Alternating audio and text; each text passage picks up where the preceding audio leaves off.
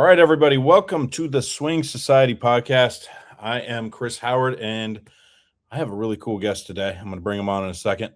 But I am currently down here in Sydney, Australia. I'm kicking off my big Australian and Asian golf school tour tomorrow with the golf school here.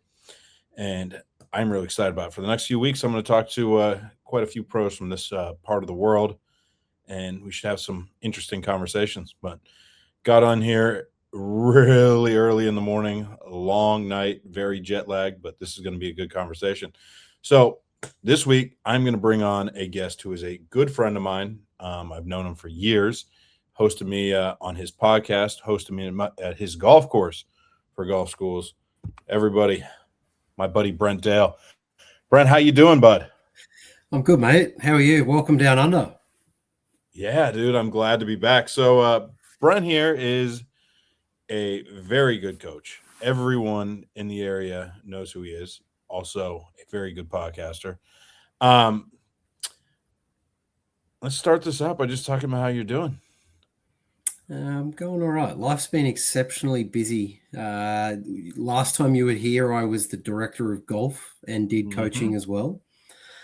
In October last year, I stood down. I said, I don't want to do this no more. I just want to focus all my attention on coaching full time. So that started October 1. I'm still at the same venue. I went to them with a proposal, and I've been there 17 years. So they were happy for me to stay and do a different role. And it's been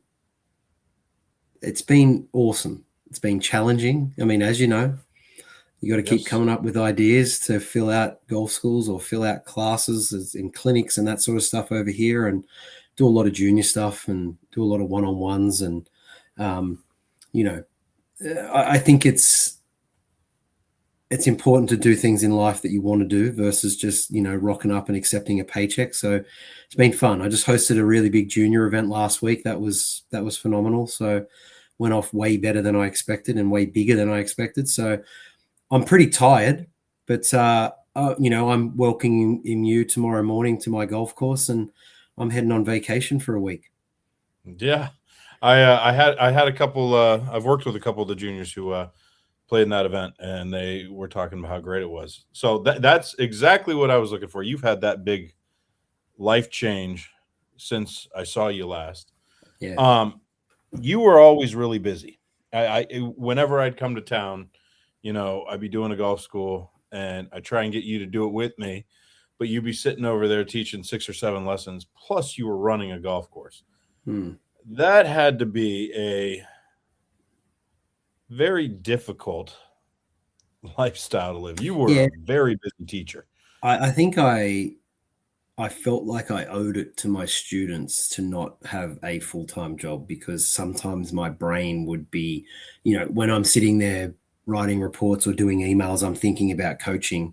And then when I'm coaching, I was thinking about writing reports and emails, and it was just never good. And I've got a really nice wife who I'd said to her for a few years, this is what I want to do. And she was a little bit apprehensive about me doing it because, secured income versus just you only get paid when people teach you. But she just said to me last year, just go for it. If you think you can do it, just do it. And I hope that I never have to go back. I liked my job, but I hope that I never have to go back to running a facility. It's just so busy all the time. And sure it is. Now I feel like I used to be in the same boat as you. I was the director of golf, head golf professional at Lakewood in New Orleans, and I also taught a lot. And I was over that in about 3 years. How you did it for 17. I don't know. Yeah. Some days I feel like I had a lot of patience, but other days I didn't. And you know what? There were periods of time where I would cancel a full book of lessons because I felt like I was too busy to be doing them. So, at least now it's enjoyable. The only thing I don't like is when it rains and I've got a clinic with 5 or 6 people in it, and I've got to try and find a rescheduled date, which is why you said, hey, we're going rain or shine tomorrow morning. Absolutely. That is I mean, obviously with my touring, if unless it was dangerous weather, I'm going to push through a golf school, Hmm. because it's impossible to be like, well, it rained in Sydney. Let me do another 30 hours of flying back and Yeah. forth to do a makeup class and have it cost thousands of dollars. That's just not feasible. So we You go, you are looking very fresh for someone who's been on a plane for, or traveled for 30 hours. dude, I have done this so long. I was talking to Max, and I've kind of hinted at it. I was talking with Shaheen um about changes that I'm making. And one of the things I'm doing after the 10th anniversary tour. So this tour will go through next year. It's like a 22-month. I'm literally going to every city I've been in, plus a gazillion new ones. Like in the States, we're hitting some pretty tiny cities this run, and it's working. But That's cool. next year I'm going to the 2-day format. Yeah. Right. I it's too hard to do. I tried to keep, it'll still be cost effective as it can be for a player. It's obviously an expensive thing, but I tried to do 1-day events because I felt that I could bring in more golfers who couldn't experience a golf school, right? I Yeah. mean, Andrew Rice, all those guys doing 3-day schools, those are really expensive. And if you do 1-day events, you can, but it gets really tough when you do 5 cities in 6 days, Hmm. and you're flying in between cities. So, but I have been doing it long enough that I don't really get jet lagged. I know where to push through. Yeah. Like today is one of those days. I slept a few hours on the plane, been a little tired, but we are gonna get all the way through the Oh, day and then be I do fine. find the LA to Sydney flight is a lot easier than the opposite, like Sydney to LA. Like, because Yes. you generally get on, it's like a 10 or 11 p.m. flight from LA Yep. and you arrive Yep. here in the morning. So it kind of just feels like, if you can get a nice sleep, it kind of feels almost like you've just had a nice lay down. I mean, I'm sure you're in the pointy end of the plane with the big flat bed and all that sort of I am. stuff, right? I am. All those Max, points. Max got to experience that for the first time on this flight. He was loving it. We're doing I got a new marketing manager who's all about doing the vlogs for everything. I was Yeah. like, you know what? I'm going to start out by talking in this vlog, and then I'm going to let Max do the whole thing. He was loving life in the That's front of the awesome. airplane. It's a It's great very hard to experience. go back, Max. Yeah, right. We Yeah. were talking about that. I was like, I probably ruined him. But the reason I do it, I try and start down here. It's easier to go back from like Tokyo Yep. back to the States because you get a late What is it, a evening flight. 10-hour flight or something? Or 9.5 hours. Yeah, it's yeah, not okay. that bad. It's not 15 hours. Like Yeah. once you get over 12 hours of flights, that's a long flight. I'm So, flying I'm coming over in January, but on the flight home, we're flying Dallas to Sydney, which is 17 and a half, I think, going home. So that's in brutal. row 67 as well. So that'll be nice with two, You do 7-year-old, realize that 7-year-old and that's about 10-year-old. the maximum that plane can fly. And that's one of the longest flying airplanes. I'm very familiar with that route on Qantas. They And I pushed it to get have heard that they don't fill the plane up with passengers because there. of the fuel. So we've Yes. kind of booked down the back end of the plane, hopefully that, a couple of other rows might be spare, and then we can just sort of have a lay down for a few hours. So that's the Sure. theory anyway. Sure. You got to play the credit card point game, man. We do. That's We do. the key to But life. it's hard for 4 people to get anything That's above true. You take economy. the whole family over there. That's true. Yeah. So you have some big changes. You're running your own academy. You've always taught junior golfers. That's been a forte of yours. You've been around some really good players that have come out of Australia. What is your key when you're teaching junior golf? What do you think some of the most important things are for junior development? I know this is going to sound sloppy or lazy, but it has to be fun, because, I've had a lot of kids through the years where you start to take away the sports side of things. Like, it is a sport and a lot of them start it to be fun. You take that away and you start getting a little bit serious about things. Some kids will just shy away from that and they don't respond well to it. I'd say a lot of it's changed over the last few years. I now have like an analytics partner through my podcast, and most of my kids now have to, when they play, they have to enter their strokes gained data, or they basically just tell the system how far every shot was that they hit, not how far it went, but how far it was supposed to be. So if it was 88 meters in, they just put that they had 88. If their first putt was 20 feet, they write that. They just do that for me. And, it now stops the guessing of like, hey, how are you playing? What do you want to work on? And it's more of, hey, I looked at your data over the last four rounds or 10 rounds, and you keep coming here for a lesson with your 7-iron hanging over your shoulder, but, your strokes gained with approaches inside 50 and your putting is like pretty ordinary. So I use a lot more data now to work out what they need to work on. So fun, data backing up rather than just guessing, and sometimes relying on what the kid thinks they need to work on. Yes. Look, I am big for, so I coach a lot of one-on-one kids, but also I have groups, and I would say I'm obsessed, but I love competitive practice. I just think there are kids, or there are golfers in general, that swing the club, and then there are golfers that are competitors, and it doesn't matter if they've got a flaw in their technique, they can figure out how to golf their ball in the lowest amount of shots. And I think getting the kids feeling nervous and feeling under stress when they practice is super important, because that's what they feel when they go play. If they're just hitting, let's just say, I know there is the whole block versus random practice and all that sort of stuff. If they're just standing there hitting the same shot over and over again, you just don't get that opportunity when you play a tournament. Every shot generally is never the same as the previous one, unless you've hit it out of bounds.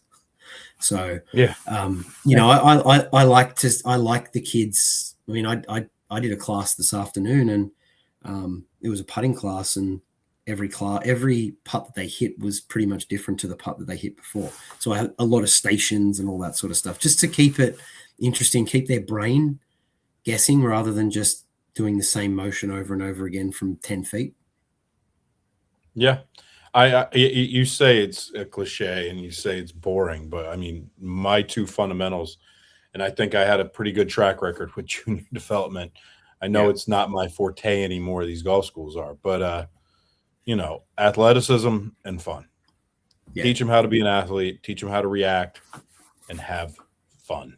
That was my principles forever. I've had a fair few kids lately that have taken up the game what we would call late, at 14 and 13, but they have been over here. We've got a game. You've seen NRL over here, right? Rugby league.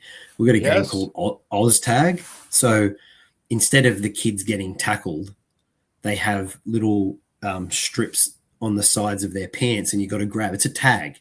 And that means you've been tackled, or that means you've been tapped, or whatever. It's like touch football type thing, but you got to grab their tag. And I've had a lot of kids that have come from that sport, and it's very agility based and speed and explosiveness, and they just come into golf, and golf is just easy for them because they've learnt how to move fast.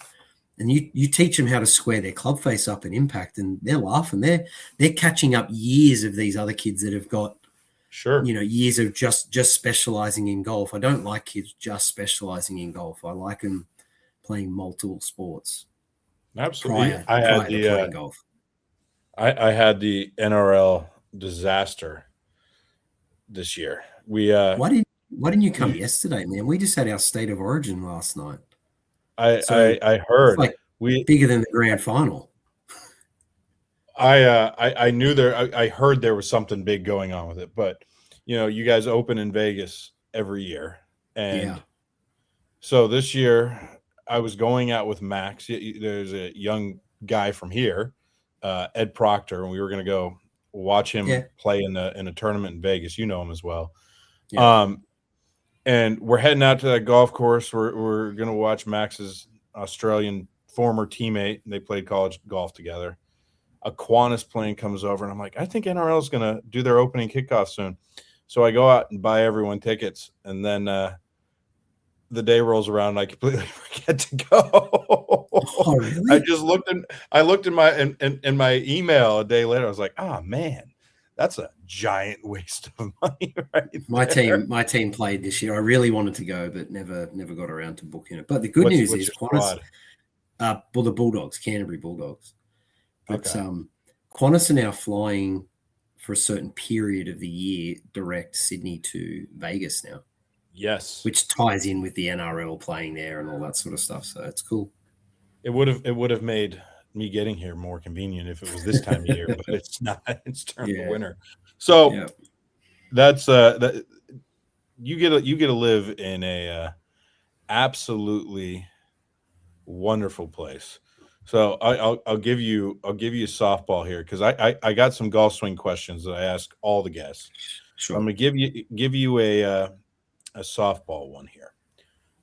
You've had experience over in the States with junior development, and obviously this is where you're from and this is where you teach. What do you think the big differences are between junior golf development over in the States versus over here?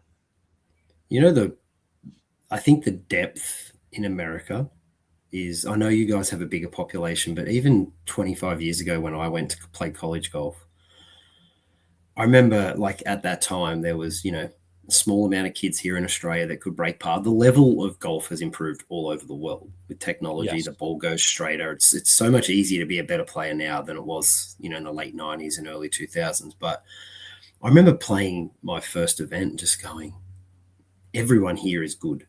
Everyone can break par. In Australia, there might have been 10 kids at a junior tournament that were a chance. Over there, it just felt like everyone was. I felt, and I still feel that, the kids here in Australia, a lot of our coaches are very well trained, sort of, to try to teach technically good golf swings, aesthetically pleasing, right? They look pretty. And over there, it just felt like, and I won't, it's probably terrible wording, but I'll say it anyway. Like, no one really gives a shit about the swing. Like, how good can we get off the tee? How far can we hit it? And Sure. how close can we hit it with a wedge in our hand? And it's really all that matters. Like, what's the number on the scorecard? Some other things, I feel that Australians are very, very good at saying what we did wrong on the golf course. Oh man, I hit this shit little 3-wood on the third and I did this, and it's negative, negative, negative. You try and, I mean, you're American, right? Americans are the opposite. All they want to do is tell you how good they did it. Oh man, I hit this 3-wood down there and I had an eagle putt and I did this. And I just think it's the way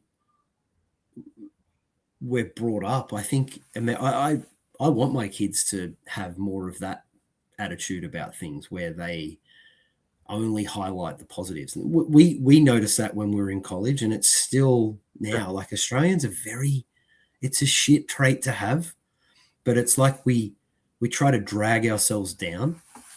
And I know this is a little bit off topic, but Americans are kind of the opposite. Like, everything's the best in the world, and you guys have World Series, but it's only American teams that are in it, and and everything's the best in the world. And I just think it's a great trait to have, basically. But look, junior development, I think we do a really good job over here of doing all the things well, and we have a really small country, and a lot of our elite juniors and amateurs are doing well around the world. Mm-hmm. But it's a numbers thing. But I think we don't have college golf over here, and it's more state. The states and Sure. territories put together their own things, but then there's not many kids that can get into it. Whereas in America, there's golf at all levels. Yes, you still got to be a decent player, but there's D1, 2, 3, all that sort of stuff. So I think the opportunities over there are just far greater than here. Ours are getting better, but it's just, you want to be good. I always say to kids, you got to go over the states. I've always I think I actually pointed out on your podcast one thing I've noticed over here from having juniors in my schools versus over in America. Um, the kids want to immediately jump back and play as far back as they can. In a lot of your tournaments, like you start them out at the forward tees, right? But over in the States, you go do a U.S. kids tournament and they're playing 205-yard par fours, as a long hole for a little kid. So they learn how to score their ball, at a much younger age. Because if you're a 7-year-old playing from the forward tees, that's a really long golf course, and you're grinding from the go. You're scrambling all day. That could be good, but you think that's changing over here? It's funny that you say it, because the event that I hosted last week, the 7 and 8-year-olds, I put them on a 9-hole course that was 1,450 meters. Mm-hmm. So like 1,600-ish yards. And the 9s and 10s, I put them on, it was about 1,600 meters. So, roughly 1,800 yards. And a few of the parents were like, oh, this course is a bit short. And I'm like, this is perfect.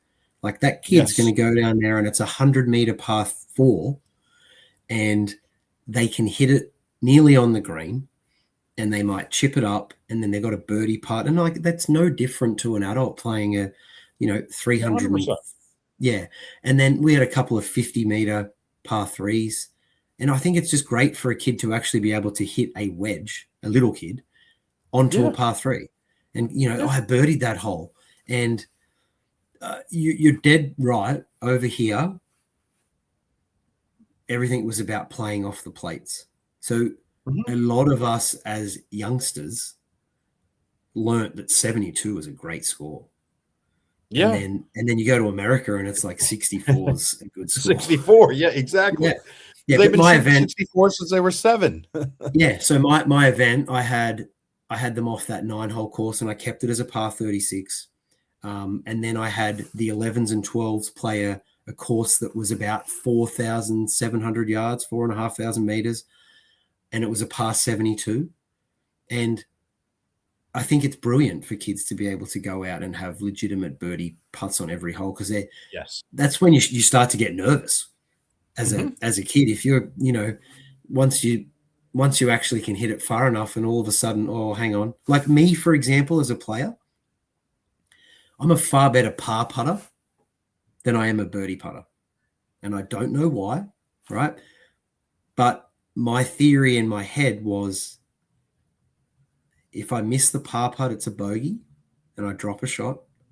If I miss the birdie putt, it's still a par. But my buddy quickly shut me down one day. He said, "You're still dropping a shot, you idiot." But but I always putted better. And I just don't know if it was perhaps playing courses that were too long for me, where I became really good at putting for par. Sure, because that was the number. Without realizing. When you look at college players, they legit, there's probably 2 holes out there they can drive. There's probably 3, 4 that they have short little pitchy wedges into, right? 50, 60-yard shots. And then there's probably 6, 7 holes that they're trying to bomb it into, If you're growing up playing holes where you're hitting 3-wood into everything, you're not ready for professional or college golf. Yeah, I completely agree. I got to get into the swing questions here. Sure. So I want you to give me, doesn't have to be long, just anything. I want you to give me a drill or two or a feel or two to fix the problems. So, these are all coming from my, we have a golf school group that listens to this podcast. They make up most of them, most of the listeners, but they put in questions, and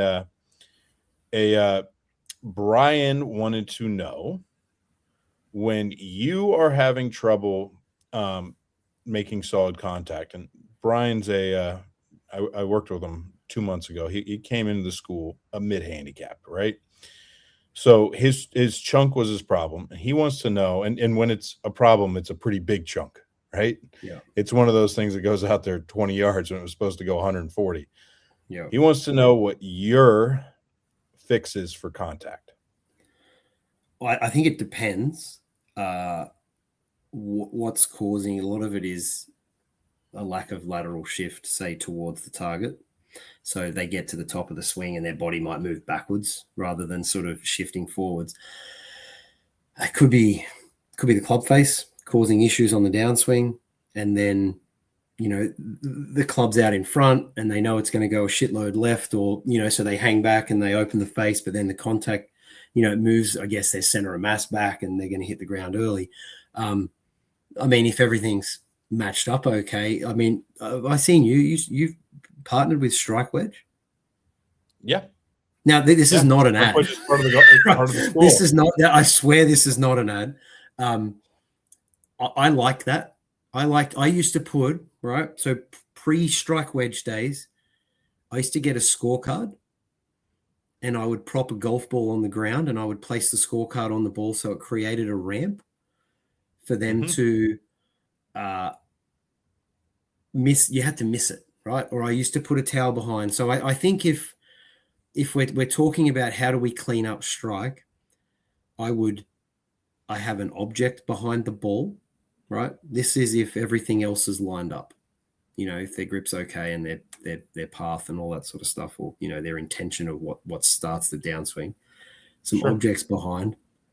I find good results in spray painting a line on the ground and placing the ball on the line and giving them a visual cue of, okay, we interact with the turf, we hit the ground, but I want that line, I want that divot to start after the line, not before it. So some people need that.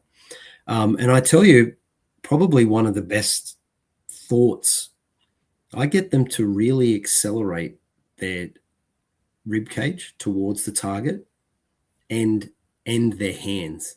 Because I think sometimes if they can speed up, if they speed up the torso or the sternum and the hands, it's very hard for us to hit the ground early. Everything's moving laterally quicker towards the target. And it just, I guess, changes their sequence a little bit. Yeah, that's excellent. That's what you're always hoping for. The strike wedge, that thing is resilient, but that builds stuff we've been trying to bootleg together for my entire career to force someone to hit down on it. So I love it. I love that point. Now, Michael wanted to know, he is a pull hooker of the golf ball. Yep.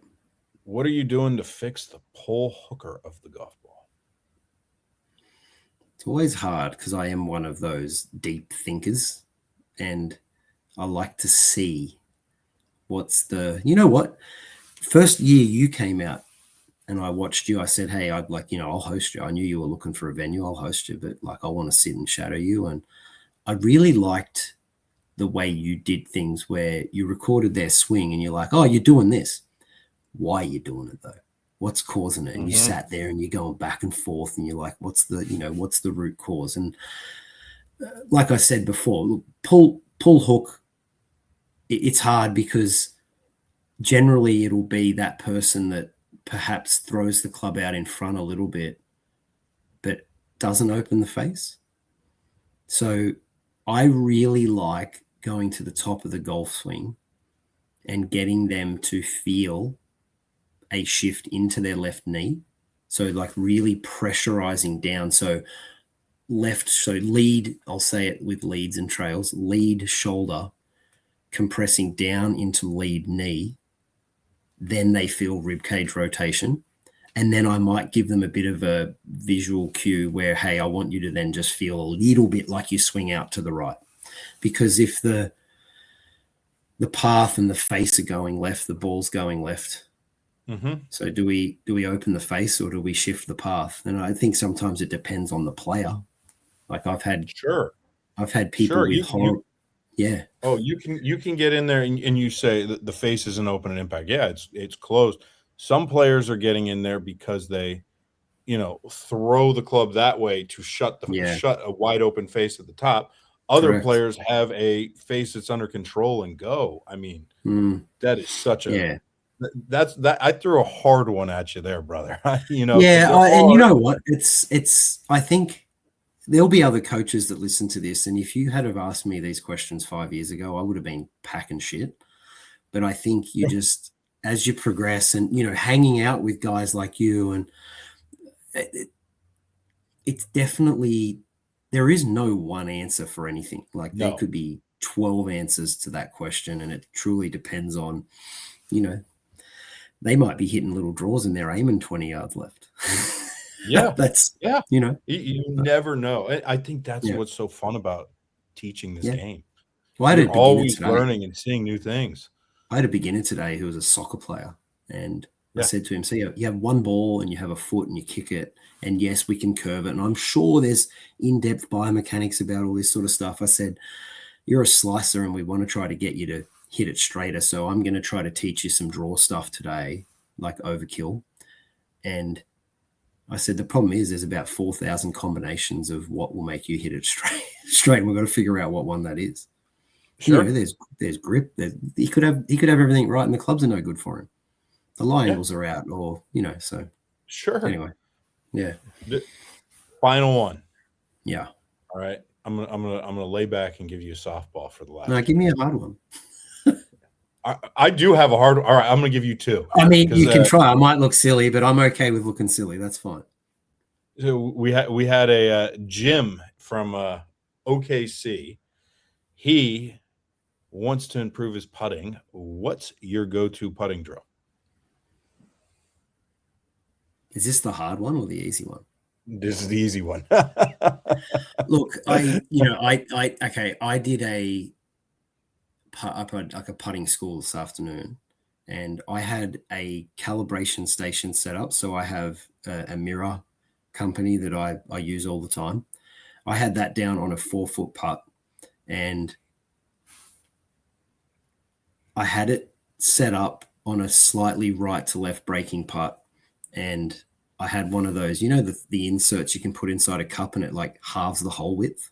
So they've got to really hit it over the I guess the center of the breaking putt sort of thing, the center of the hole. I had that set up so they could calibrate their setup and just kind of putt a face square, just get the ball rolling straight, right? Regardless of whether it was a left to right, right to left, or a dead straight putt, they're just getting it rolling, through a gate, that sort of stuff, right? Then I had them come off that, and they did a 3-foot north, south, east, west drill, and they had to try to see how many they could get in a row. And I said to them, if I set the target as 20, by the time you get to 16 or 17, you're going to start getting nervous. And it's good because this happens when we're playing competition. Then I had like a 15, 20, 25, 30-foot putt to some tees around the hole, like a 3-foot circle around the hole, basically.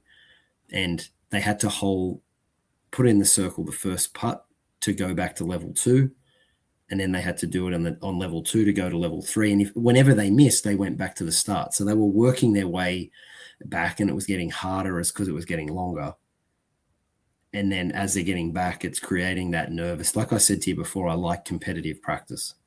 Mm-hmm. And I had an alternate lag putting drill. So I had a 15-foot station and a 25-foot station. They hit one 15-footer, then they went to a 25-footer, and they went back and forth. And one was, relatively straight. The other one was on a side slope.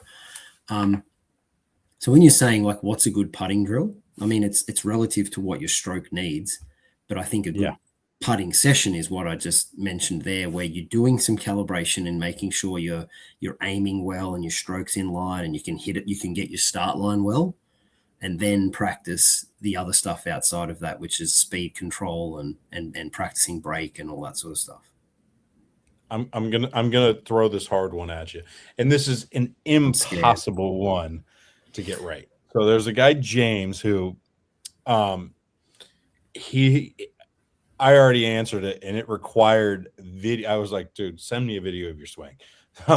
This is Yeah. probably gonna be an impossible one, but I'll throw it at you. Okay. So he asked I'm me, nervous. and it was way too detailed. He sent it as a D. I put a little block up that has like 200 maximum letters. He sent Yeah, me a yeah, DM yeah. question, right? I was like, uh-oh. But basically he stated, my coach says I don't turn enough in my backswing. So he had me drop my trail leg. So bring the right leg back for him. So But behind when I him. do this, I struggle with big push slices and Mm, shanks. yeah. What should I do? I mean, so we're saying he's got his trail foot in position. His lead foot in normal position and his trail foot back Yeah, he did because that he's to open the because he's hips, coach. right? That's Right. old Yeah. school golf instruction. Yeah. Right. So but then that's stopping him because he's got that. I believe that's stopping him rotating on the way down. And he is leading Yes. straight in with the hosel. Everything's open. So what should he do to try to? I mean, am I wrong? You are Or am I? absolutely correct on that. That was the Okay. first thing we went about trying to Yeah. change his Yeah. turn in the backswing. So I'd love to hear your thought on So, what you're doing to get so the turn. what would I do to increase his turn? Mm-hmm. So I like to get people to actually flare their feet open because I think too many people set up with their feet dead straight. And when we flare our feet open, it actually helps us, I guess, externally rotate our hips more. It increases our range of motion just because if our foot is dead straight, our right hip, or if you're a right-handed golfer, our trail hip on the backswing can only turn so much. But if I open my foot 20 degrees, I'm probably gaining. I'm not a scientist, but I'm probably gaining an extra, maybe that much hip turn, right? Now, if I have that person that comes and they really struggle with the trail hip opening up, I kind of try to get it to be more, rather than mentioning it as the hip, the right knee will straighten a little more, the right rib cage will turn.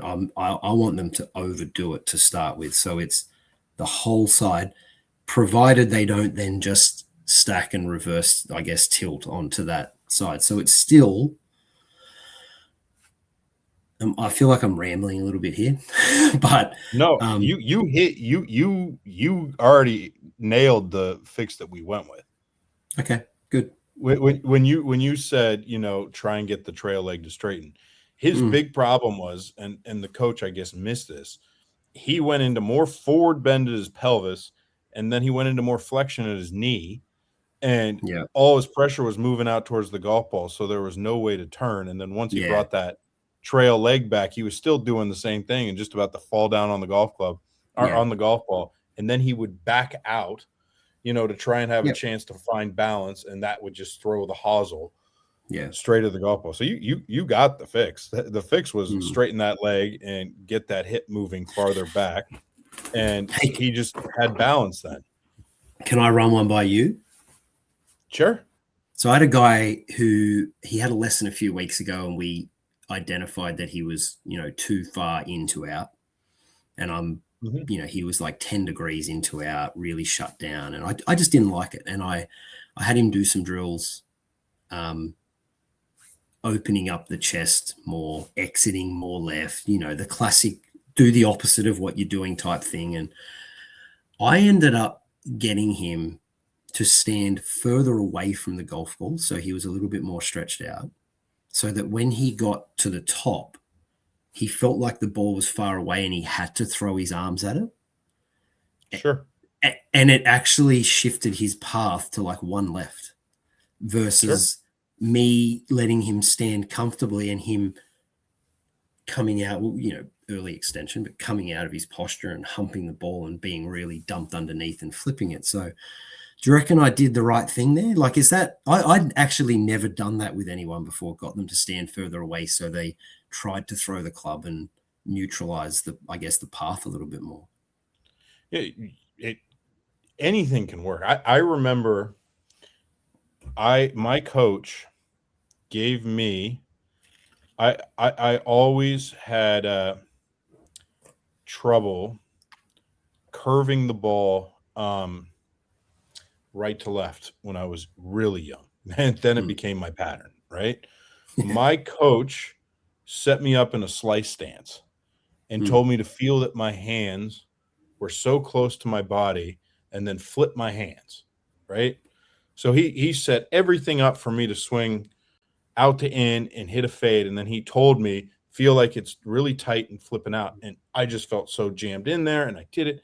But I really had to release my arms hard out of that position for whatever. Now, if you were to tell me that I did that, I'd be like, what?